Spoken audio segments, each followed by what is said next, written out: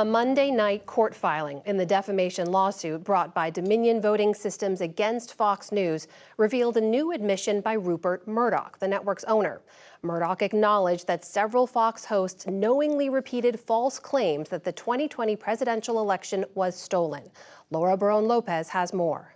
The latest revelation from Murdoch's deposition follows another filing in the case that showed some of Fox's biggest stars privately dismissed former President Trump's election fraud lies. Publicly, however, they gave airtime and support to those known falsehoods and brewing conspiracy theories. The findings come as House Speaker Kevin McCarthy has given Fox host Tucker Carlson first access to more than 40,000 hours of the security footage from January 6. Here to discuss is Timothy Hafey, who served as Chief Investigative Counsel to the Select House Committee on the January 6th attack. Tim, thanks so much for joining us. Thanks for having me, Laura. In Dominion's court filing, they included exchanges from Murdoch's deposition. I just want to run through a little bit of that with you right now.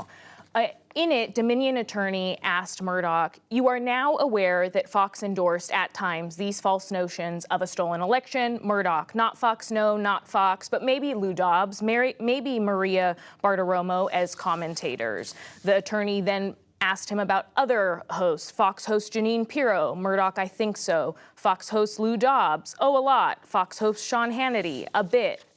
Finally, the attorney asked, this is specifically about their endorsement of a stolen election. Murdoch, yes, they endorsed.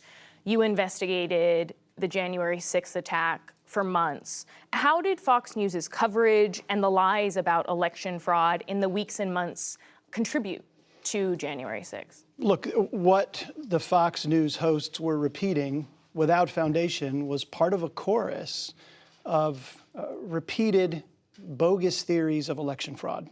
They came from the former president himself. They came in the form of social media posts, repeated. They came in the form of fundraising material sent out by the Trump campaign, which became essentially a stop the steal money machine. So there were lots of different places, Laura, where this false narrative, no foundation in fact, was repeated. And it absolutely had a lot to do with people getting really angry and going to the Capitol believing genuinely, albeit misguidedly, that the election had been stolen.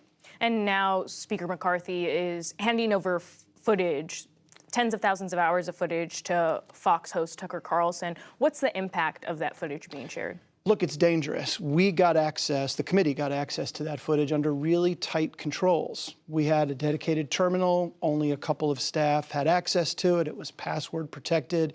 And then even after we reviewed footage, if we were going to use any of it in a public hearing, we had to negotiate with the Capitol Police to try to trim how much of it might compromise a camera location or a route of evacuation or any security issue. So we took very seriously the law enforcement sensitivity of that information and took steps to minimize the potential damage of disclosure. I don't know if Mr. Carlson or others who might get access to it will abide by those same rules. That's why it's dangerous. If it's just posted, it'll make it easier for people to evade those security protections in the future.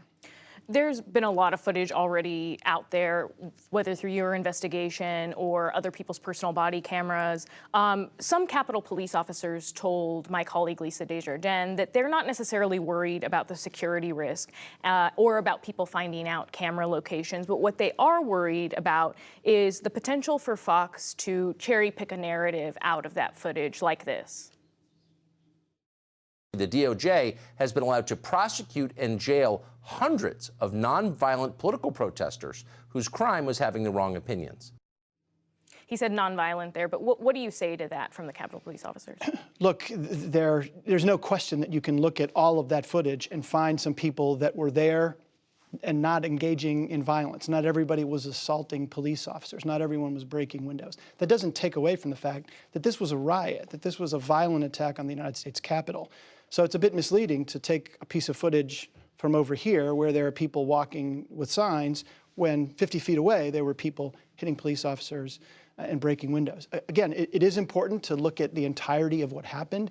Not everyone there was bent on violence. There's no question that there were some people there who were not violent.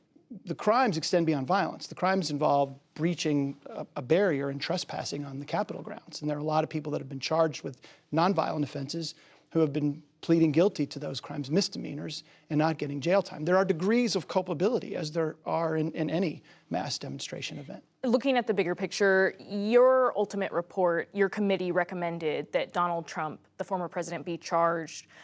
In court, you have to, as you know, show specific actions and convince a jury beyond a reasonable doubt. So what specifically did the former president do that you think he should be charged for? Yeah, so degrees of culpability.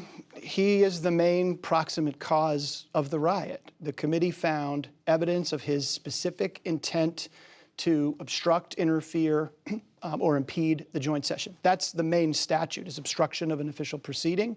And there's lots of evidence of specific intent that President Trump and his co-conspirators took to ensure that the joint session did not go forward, that the transfer of power did not occur. That started well before January 6th with efforts to use the Justice Department, misuse the Justice Department, pressure state officials, put pressure on the vice president, and then ultimately on January 6th itself, a really incendiary speech to a crowd that he knew was armed and was angry, and then inaction once the riot occurred. Despite repeated encouragement to quell violence, to say something publicly, he did not act. All of that informed the committee's recommendation that there's evidence of the violation of federal crimes by the former president and by others in his immediate circle. And the special counsel investigation could potentially get more evidence than what your committee was able to get. Namely, in your investigation, you spoke to senior staff to former Vice President Mike Pence, and there's a fight going on right now about whether or not the former vice president will testify before a federal grand jury.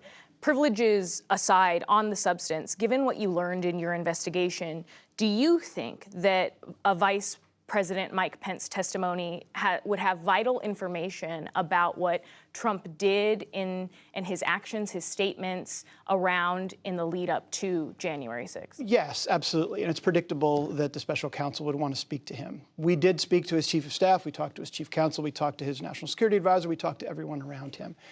But the firsthand account of the vice president himself, conversations that he had with the president before January 6th, his lived experience during that day would be directly relevant. Again, they would bear potentially upon the president's state of mind. That's the crucial issue for the special counsel. And the vice president, who had a lot of direct communication with the president, might provide really direct information about that. Separate from him, the Justice Department could actually push through privilege assertions that limited us. There were a lot of witnesses, like some of those vice presidential staffers, who asserted an executive privilege and said, I'll tell you about what happened, but I can't really talk about direct communications that I witnessed between the president and the vice president. That's protected by privilege. A grand jury investigation arguably overcomes that assertion. That may be litigated quickly. That's another procedural benefit that the Department of Justice had that we didn't have. So those issues could be resolved, and they could get new firsthand accounts that we weren't able to get because of just the difference between a congressional process and a criminal justice process. Timothy Hafey, thank you so much for your time. Thank you.